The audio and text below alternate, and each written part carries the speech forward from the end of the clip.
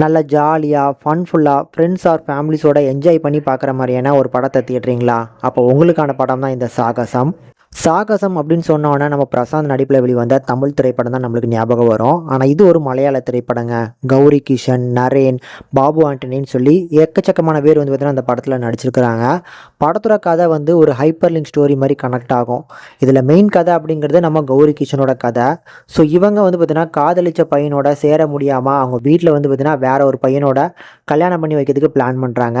காதலிக்கக்கூடிய அந்த பையன் வந்து பார்த்தீங்கன்னா எப்படியாவது கௌரி கிஷனை அந்த கல்யாணத்துக்கு முன்னால் அவளை கூட்டு வந்துடணும் அப்படிங்கிற மாதிரி அவர் ஒரு பக்கம் முயற்சி பண்ணுறாரு. இப்படி இந்த படத்தில் எக்கச்சக்கமான சப்ளாட்ஸ் இருக்குது. ஸோ அதில் நம்ம நரேன் வந்து பார்த்தீங்கன்னா ஒரு போலீஸ் ஆஃபீஸராக ஒரு கிரிமினலை பிடிக்கணும் அப்படிங்கிற நோக்கத்தில் அலைஞ்சிக்கிட்டு இருக்காப்புல.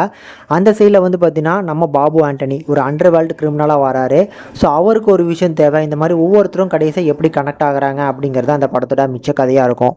ரொம்ப அழகான ஒரு ஸ்க்ரீன் பிளே கொடுத்துருக்குறாங்க. படத்தோட ஃபர்ஸ்ட் ஆஃப் ஃபுல்லுமே வந்து பார்த்தீங்கன்னா இந்த தனிப்பட்ட ஒவ்வொரு கேரக்டர்ஸுமே இன்ட்ரோ பண்ணுறதுக்கு கொஞ்சம் டெவலப் பண்ணுறதுக்குமே யூஸ் பண்ணிக்கிட்டாங்க. படத்தோட ஓவரால் டூரேஷன் வந்து பார்த்தீங்கன்னா 2.5 மணி நேரம் வருது. ஸோ அந்த ஃபர்ஸ்ட் ஆஃப் முடிஞ்சதுக்கப்புறம் தான் கதை ஸ்டார்ட் ஆகுது. அதுக்கப்புறம் வந்து பார்த்தீங்கன்னா நிறைய இடங்களில் ஃபன் ஓவர்லோடாக இருக்கா அப்படின்னு கேட்டிங்கன்னா, ஸோ எடுத்துக்கிட்ட முயற்சியில் வந்து பார்த்தீங்கன்னா 50-50 ஓகே பண்ணியிருக்கிறாங்க. நிறைய இடங்களில் நான் கொஞ்சம் என்ஜாய் பண்ணி சிரித்தேன். இதன் பிறகு இந்த படத்தில் எனக்கு ரொம்ப பிடிச்ச ஒரு விஷயம் அப்படின்னா கண்டிப்பாக இந்த படத்தோட பிஜிஎம்ஸ் அண்ட் சாங்ஸை தான் சொல்லுவேன். அதில் 2-3 சாங்ஸ்லாம் செம்ம வைபாக இருந்துச்சு. பிஜிஎம்ஸ்லாம் அருமையாக போட்டிருக்காங்கங்க.